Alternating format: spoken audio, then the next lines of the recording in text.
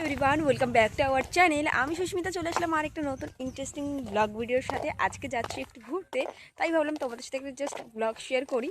তো চলো তোমরাও আমাদের সাথে ঘুরে আসবে। আজকে যাব একটি বাজারের দিকে, তো একটু দরকার ছিল, তো গাড়িতে করেই যাব, তাই ভাবলাম তোমাদের সাথে একটু শেয়ার করে নিই। তো চলো দেখো গাড়ি আমার চলে আসলো, এবার উঠি। দাঁড়া দাঁড়া।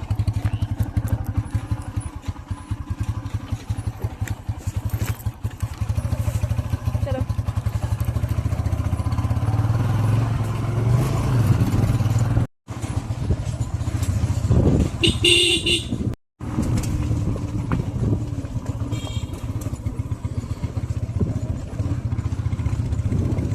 রয়েছে আমাদের ভালো টাইমে জমা দেওয়া হয়ে গেছে, এসআইএর ফর্ম করে করে। আজকে তাহলে প্রচুর ভিড় হবে বল। সানাই বাজছে,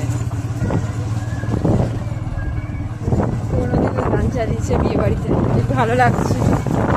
আজকে ভিড় আছে দেখবো, খুব ভিড়। ক্যানের লাইন।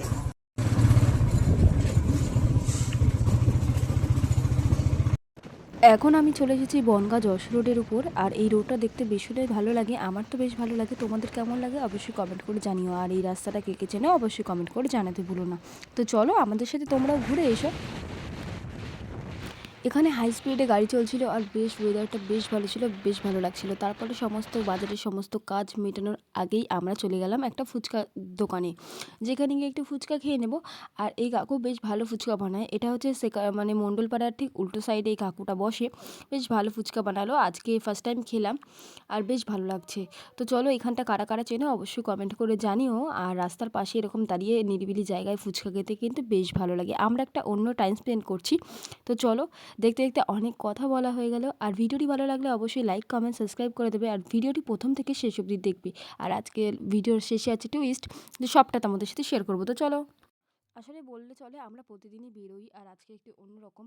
তার কারণ হচ্ছে আজকে আমরা দিনের বেলা বেরিয়েছি, রাতে বেরোই তোমাদের সাথে রাতে শেয়ার করা হয় না, বাট দিনের বেলা বেরিয়েছি তাই একটু শেয়ার করে নিলাম। ও একটু ফুচকা খেয়ে নিল, আজকে অনেকদিন পর দুজনে একসঙ্গে দাঁড়িয়ে ফুচকা খেয়ে নিলাম।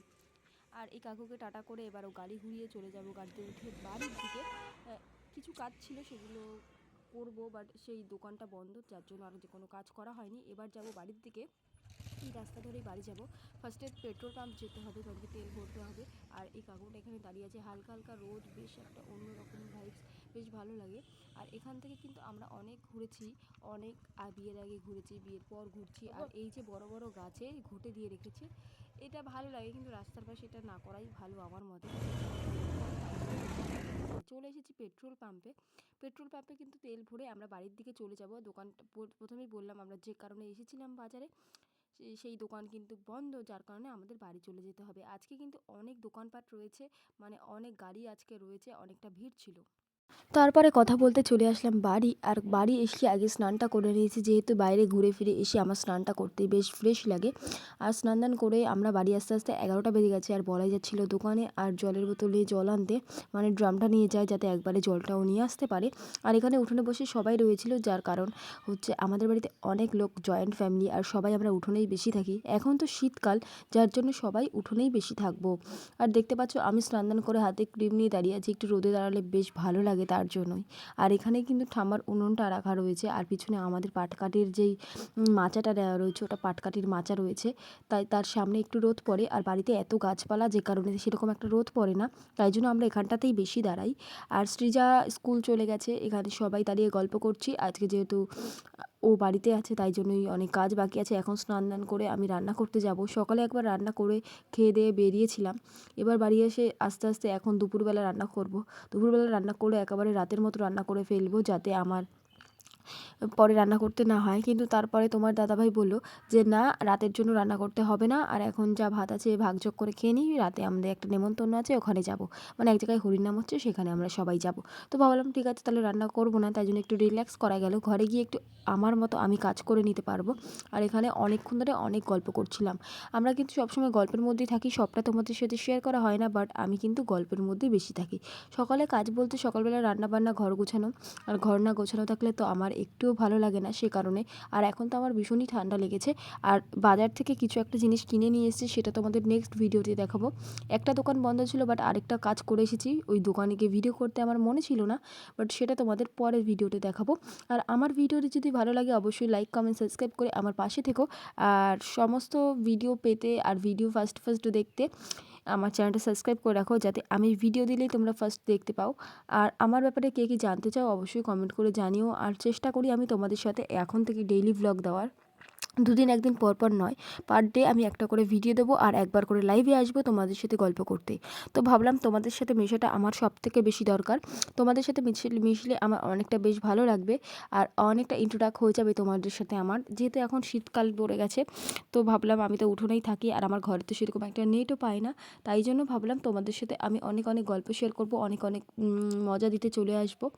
আর এখানে আম গাছে বেশ সুন্দর একটা রোদ পড়েছে, বেশ ভালো লাগছে দেখো। আর আমি আজকে একটু মাথা জল দিয়ে নিয়েছি, যেহেতু মাথাটা যন্ত্রণা করছিল।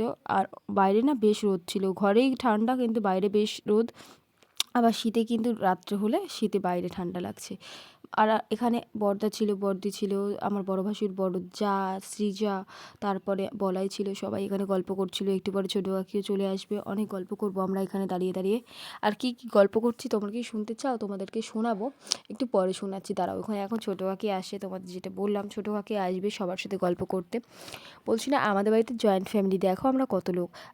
আমার 3 শাশুড়ি, মানে জেঠি শাশুড়ি, কাকি শাশুড়ি, আমার শাশুড়ি, তারপরে জ্যাঠা শ্বশুর, কাকা শ্বশুর, দেওর, ভাসুর, এরা 5 ভাই। তারপর ঠাম্মা শাশুড়ি, তারপরে হচ্ছে আমরা যাই 5 জন, মানে প্রচুর প্রচুর লোক আমাদের। তারপরে ছোটদা তো বাইরে গেছে, তাই জন্য ছোটদাকে তোমরা ভিডিওতে দেখতেই পাও না। আর এখানে কিন্তু আমরা বেশ গল্প করছিলাম অনেকক্ষণ ধরে। আর আমাদের নারকেল গাছে ডাব হয়েছে, সেই নিয়েও আলোচনা হচ্ছিল। আর কি এর সামনে কি কি অনুষ্ঠান আছে সেগুলো নিয়েও আলোচনা হচ্ছিল। ভাবছিলাম আর পরপর কোন কী অনুষ্ঠানে যাব। আমাদের পাড়াতেই মহোৎসব হবে, সেসব মহোৎসবে কে কী পড়বে সেগুলো নিয়েও আলোচনা চলছিল এখানে। আর কথা বলতে বলতে ছোটো কাকিও চলে এসেছে। আর এখানে এসে বলছিল যে আরও কার কী মহোৎসব আছে সেগুলো, আর কবে কবে যাওয়া হবে, কবে কী অনুষ্ঠান দেওয়া রয়েছে সেগুলো নিয়ে আলোচনা হচ্ছিল। তো আজকের ভিডিওটা এই অবধি, টাটা, বাই।